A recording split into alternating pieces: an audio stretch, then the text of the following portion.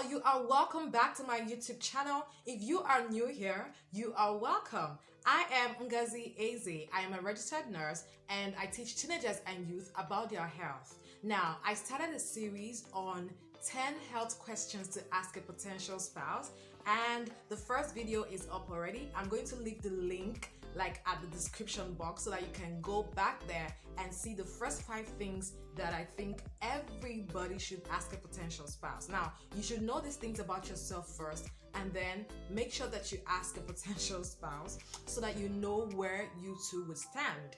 Yes, now some of these things would help you choose your partner, while some of these things are for the purpose of information and preparedness, okay?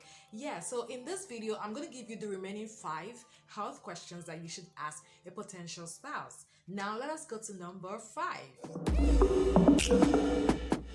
Number 5, HIV status. Yes, now I think that as a young adult, as a teenager and as a youth, you should know your HIV status. Like, it is very, very important. This is something that you should do twice a year, okay? Yes, especially if you are in a position where you are at risk, maybe by the purpose of your job or certain, lifestyle practices that you have. Yes, now do not forget, some people wait till they get to marriage committee before they start testing their bloods for HIV. Hello? You as an adult, get to know your HIV status, and then make sure that you ask you can actually ask, have you ever checked your HIV status? Yes, I think that this is what couples should discuss. This is what, people courting should discuss before they even get to marriage committee. Yeah, so that is number 5. Number 6, health insurance. Yes, health insurance. Now, some people work in places where there are opportunities to have health coverage. Okay, now some people do not. Now, the essence of having a health insurance is that when emergencies come up, or even if it is not an emergency, whenever you need to access healthcare services, at least a good percentage of your care is covered, and that makes it easy for you. So I think that this is what couples should discuss.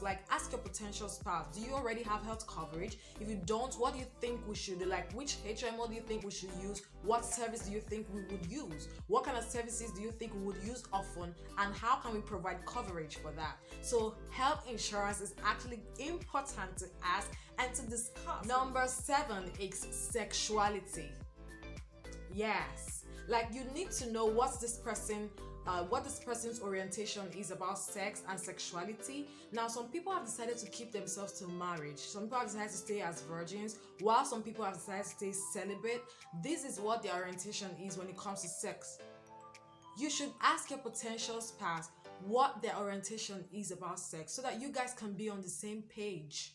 Yes, this is actually something that's very important to humanity. Okay, so you need to ask about these things so that you can be on the same page. If you would need to discuss further, deep down, if there were, some people have gone through a lot when it comes to their sexuality. Some people have gone through abuse, some people have gone through, certain kind of trauma. Yes, now, the time that you talk about these things are actually very important. Now, I recommend that at the start, if you have decided to be celibate or a virgin till marriage, you should discuss at the start. Now, if you've gone through trauma, gone through abuse and things like that, now there is actually a particular point in your friendship or your relationship when you should talk about that. Now, I can't talk about everything in this video. I'm trying to make it, quite short. Okay, so but please, I would want you to ask your questions. Write down on the right at the comment section, ask your questions. But the main thing is discuss sexuality with your potential spouse. Do not be taken by surprise. It is something that is very important. Yes, so number 9, genotype. Yes, genotype. Now, this is actually one of the determinants of compatibility when it comes to marriage. I'll use the AS gene, genotype, as an example. If your genotype is AS, what it means is that you have in your mind that you are compatible with an AA person. Yes.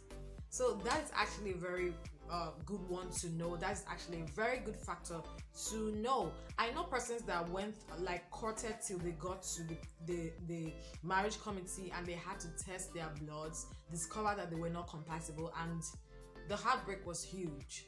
Okay, so I think that every adult should know things like that. Know your genotype. And right now we are hitting number 10. Number 10.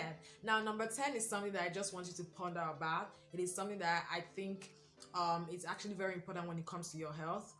Weight and height. Yeah, somebody's going to say, hello, Ngozi, what do you mean? Now, this is what I mean.